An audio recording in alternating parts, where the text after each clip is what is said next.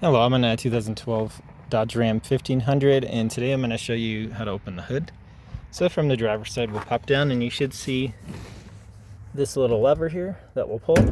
That should pop the safety that holds it shut. And if this is just really loose, double check this cable is attached. If their cable is not there, that's something you might need to address. But now we'll go up to the front. You should see the hood slightly loose now. Reach in here, there's this lever, so we're going to push and lift. So push and lift.